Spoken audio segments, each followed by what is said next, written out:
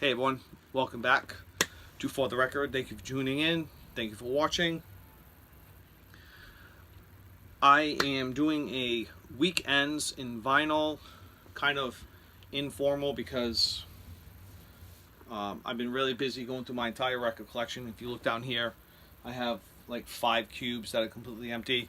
I decided the other day that in order to make room for new stock that's going in, to make more room for just putting stuff away, I needed the room, and to make a few bucks, because I know there are people out there. I keep in contact with a number of people that buy from me, and I have maybe 100, 150, maybe 160 records to sell, and they're from my personal collection, so they're in good shape. And I've been doing this all morning. I don't know, it's afternoon now, and I just thought I would take a break and while I had a few minutes, and do a weekends in vinyl video. It's going to be weekends in vinyl 6. So what I'm going to show you first is this album I've been looking for a long time. I used to have, this is one of my favorite Metallica albums. This is nothing special, it's just a reissue. I think it's a blackened label, and finally got my hands on a copy. I used to have this on, I believe it was the Vertigo label. I don't remember selling it. I don't know why I would ever sell it, but for a while now I thought that it was lost somewhere in my collection. But as I said, I've thoroughly gone through it, each and every record, and it's not in there, so I did something to it. But that was a wonderful pressing, again on the Vertigo label. But I just kind of took the leap and picked up a double album version of this, and I'm happy to get it because this is besides Kill 'Em All, this is my favorite Metallica album right here. And yeah, nothing special, but thought I'd share that with you. And I've been blasting on my turntable for the past couple of days. All these records I'm about to show are probably about half of what I picked up the other day. I answered a Craigslist ad, and I didn't even haggle with the seller. What had happened was, like I said, I had answered a Craigslist ad, and I knew he was asking, and I was like, okay, fine. I paid up, but it was reasonably priced. Like I said, I didn't haggle whatsoever. And this is about half of what I'm keeping for myself. The other half I am selling. They're somewhere in my many piles of records. I don't like my room like this normally, but I have to make room, as you can see.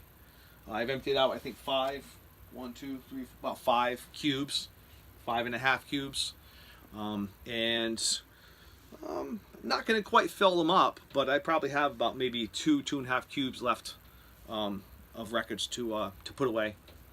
But I definitely made some space, and it was a daunting task. So I did that today, and I'll be able to sell some and make some money, to buy more records and fill up the cubes again. I don't know what I'm going to do. I am. There are probably 1 or 2 other things I can do, but it's going to take some finagling. But for now, it'll do. But as I said, weekends in vinyl 6.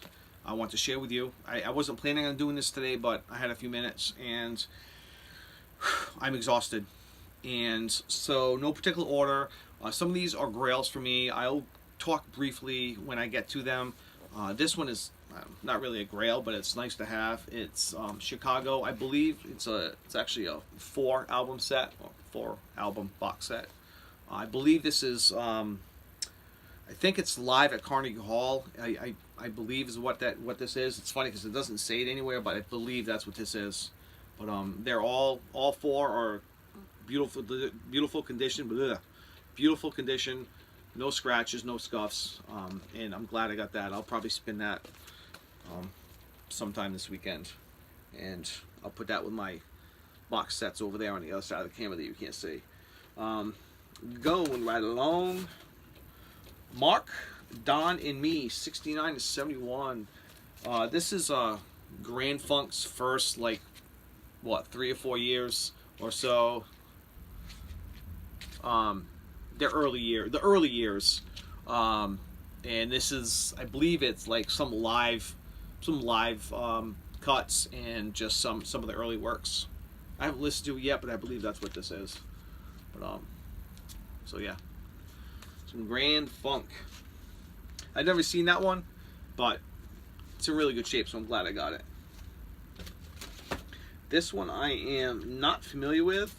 This is Marrying Maiden. It's a Beautiful Day. It's on the Columbia label. It looks maybe sort of kind of what am I trying to think of? I don't know what I'm trying to think of.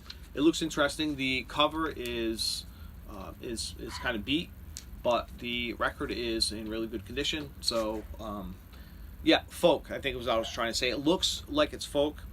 Can't judge a book by its cover, but could be. I have no idea. But it's on the Columbia label, so it's got to be something good.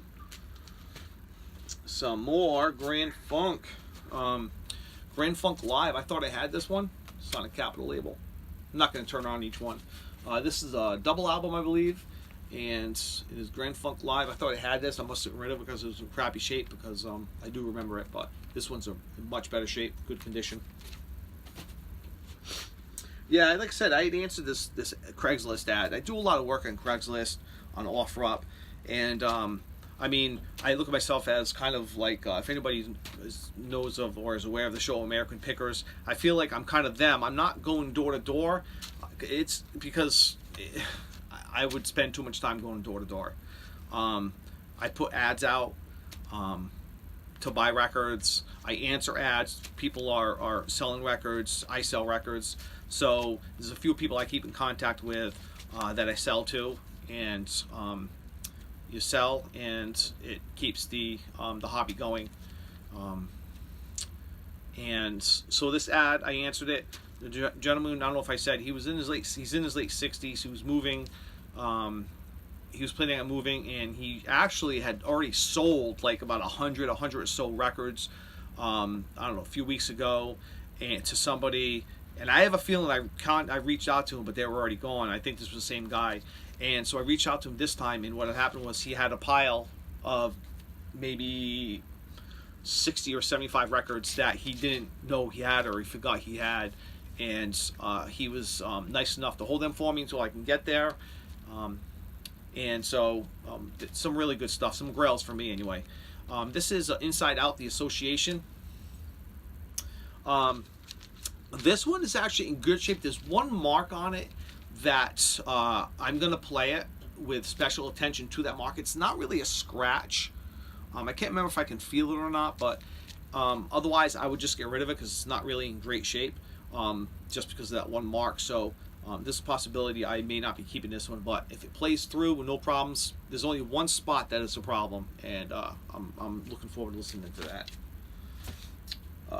I went through these rather quickly and just got rid of the ones I already had, got rid of the ones that aren't to my standards, and I'll be getting rid of those. This one is Jeff Beck, Truth. This one's a really good copy. Another album I thought I had, I don't. Blood, Sweat, and Tears 3. That's Trace. Okay. Love the old classic rock, you know. Blood, Sweat, and Tears. Freaking, I don't know, what else do I have here? Some Van Morrison.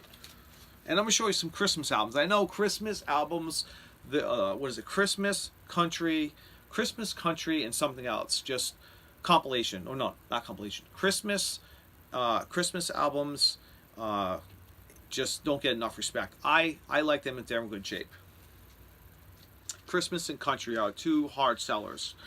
This one is, I'm not familiar with this one, but it's on an interesting label.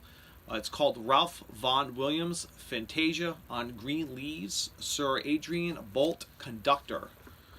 So, classical of some sort, I am not sure, but it's on an interesting label that looks kind of fun, and the record's in good shape, so let me get it. So, it looked interesting. and we're going to take a listen and see if it's something that I like. I'm not into classical, but I'll take a listen, see what it is. I'm so exhausted from working, taking these records out. It's a curse. It really is. It's a curse. But I had to do it to make room. I'm exhausted. I need to have a drink. This one is actually, looks like an early one. I love early recordings of artists that I enjoy. And this is one I've never seen, and it was in good shape, and I'm happy I found it because it is Van Morrison, Saint Dominicus, whatever, preview, okay? And it's on the original purple label, early pressing, good shape, Van Morrison, can't go wrong. This one is, I believe this is folk. It looks like folk. Again, you can't really judge a book by its cover. I am unfamiliar with the artist, but it is Leo Cote, Greenhouse. It's on the Capitol label, the old classic Capitol label. Yeah, it looks folky. Don't know, unfamiliar with them, and but I'm going to give it a listen. Good shape again. Crosby, Stills, Nash and Young. Four-Way Street. I had this one at one point. Now, I don't consider myself a big Crosby, Stills, Nash and Young fan by any means, but you know, when you come across albums like this, where all the band members either on around or they're split up, you know, you got to pick them up because albums like this, they're hard to come by. You know, especially in good shape. You know. And I'm happy to have that Crosby, Stills, Nash and Young, and that's on the familiar label. So glad I got that one, double album. Alrighty, Christmas albums. If nobody wants to watch Christmas albums, look away now. You've been warned. Okay, I don't mind them at all. I really don't. The first one is Andy Williams' Christmas album. Now, some of the albums I have or I get, I don't put all of them in plastic sleeves. These things, because I just don't. Okay, these are in good shape. They're gonna go in, and I do have a Christmas section on the other side of the camera. You got to turn around and look right over there. Great Songs of Christmas. A little compilation of several different artists. You have Barbra Streisand, Johnny Mathis, Ray Conniff, Pablo Casals, Jan Pierce. You have Bing Crosby.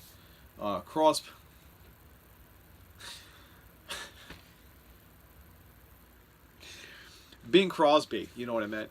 And Mahalia Jackson, actually, I just noticed that. Mahalia Jackson, oh, she's a great singer. Great singer. So, yeah, that's cool. I'm fucking so tired. Merry Christmas, Andy Williams. Okay, so those are my Christmas albums. Now this is one. I have no idea what it is. It's on a Chrysalis label. The Babies Anthology. I gotta say, this guy had a great, and interesting taste in music, and I actually commented to him. I said, "You have a great taste in music." He was like, "Thank you." Brewer and Shipley Weeds on the Karma Sutra label.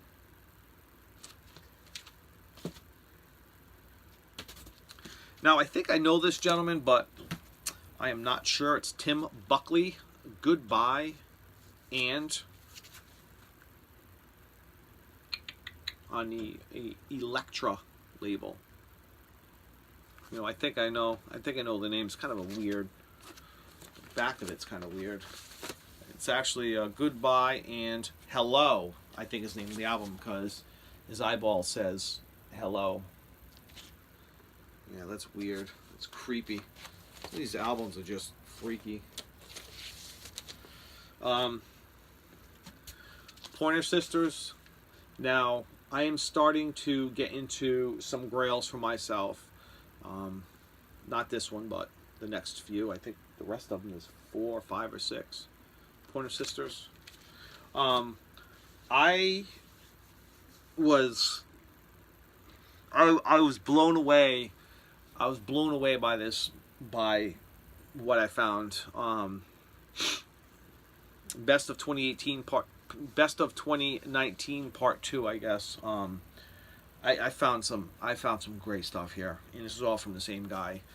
Such an eclectic bunch of music, and I am so sad that I didn't get to see the other stuff that he sold. But I think some of the good stuff, or the best of the stuff, is here. But I'll never know what I didn't get. But I'm happy with what I did get.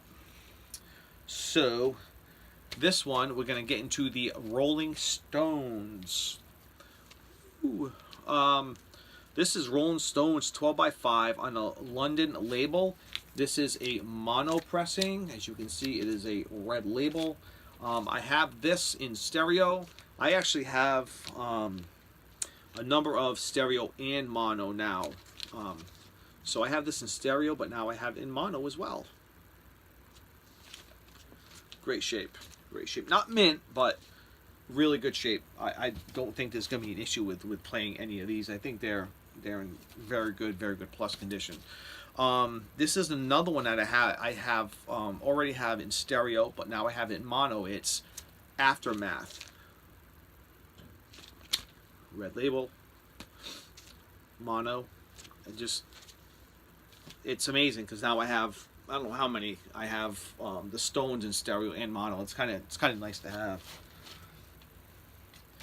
And I have to admit, I really didn't pay much, but I certainly didn't pay book value. But I'm happy with what I paid.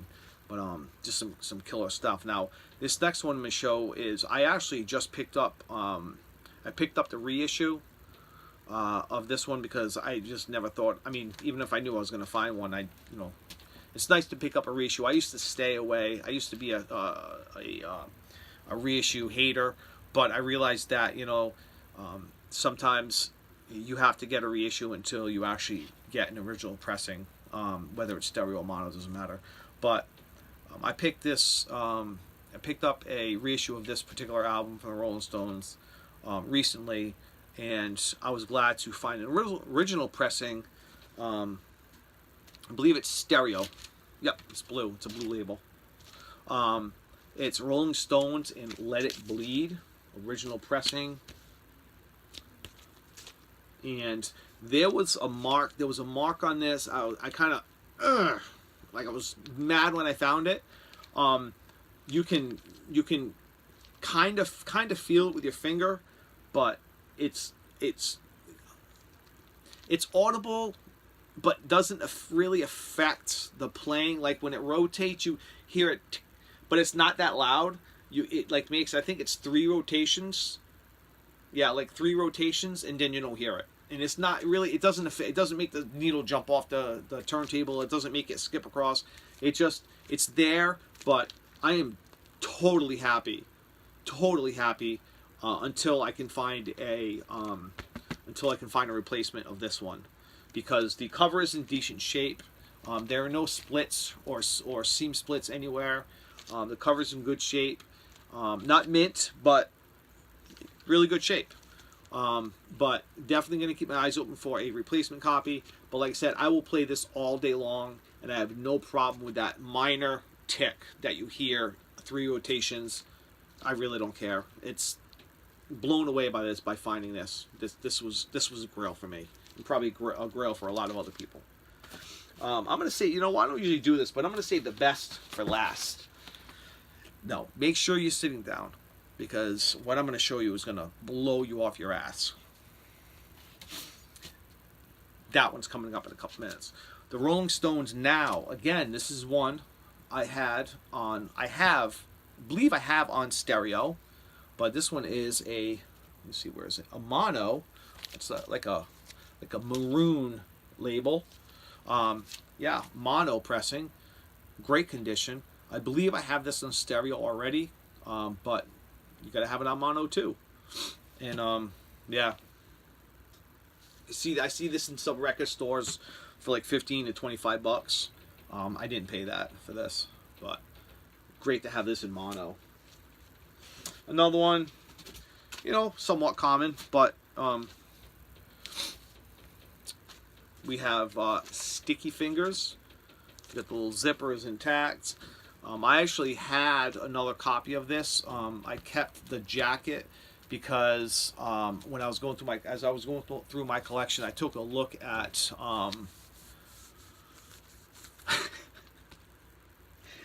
the record, and the record was shot. So I kept the jacket. It has a zipper, but this one is complete. This is everything is intact. The record's in good shape. I think there's some I don't know what I would call some, I don't know, almost like scuff marks, but it didn't. I've played this one, and I just try and put the zipper in a down position. I played it and no issues with this whatsoever. Like minor, like I don't like saying scratches because people think a scratch, it's a scratch. It's like a surface scuff or surface whatever, but plays all the way through. Can't hear anything. Sounds great. Great copy. I'm glad I got this one. Great replacement copy anyway. This one was worth the trip in itself. I would have traveled when I traveled for this one record. I had also picked up a reissue of this one. It's not a reissue. It's an old. It's like a. I think it's more of like a second pressing. It's not a reissue. I picked one up in a record lot that I picked up recently, but always looking for the original pressing. This was this was worth the drive. This one record right here, and this is an original pressing of their Satanic Majestics Request. It's the kind of holographic cover with the little piece that is glued onto. This is the original pressing anyway. The first pressing, stereo, press the blue label. Their Satanic Majestics Request.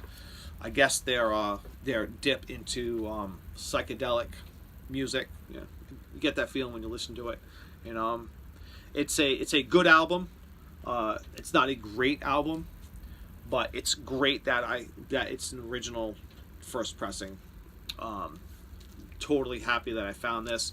Again, there was a mark, like a little ding or scratch, but couldn't hear anything. It sounded. That might have been a tick, but there was nothing. It was minor. It felt worse, and I was like, oh shit. But again, it sounded absolutely fine. No issues.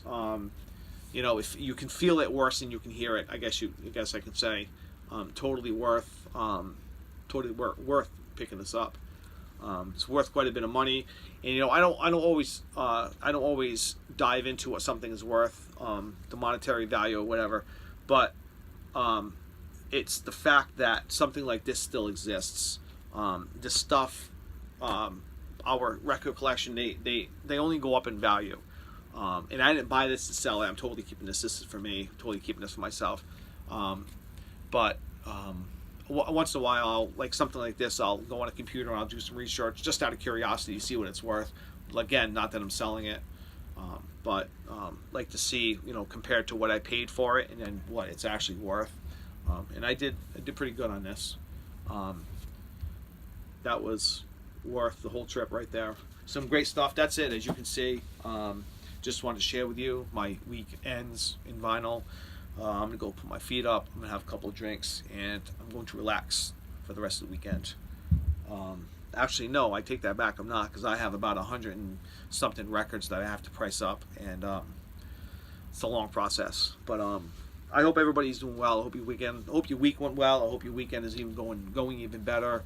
I've had some new subscribers. Thank you very much, everybody, for tuning in. And as always, be kind to others. Peace. See you on the flip side.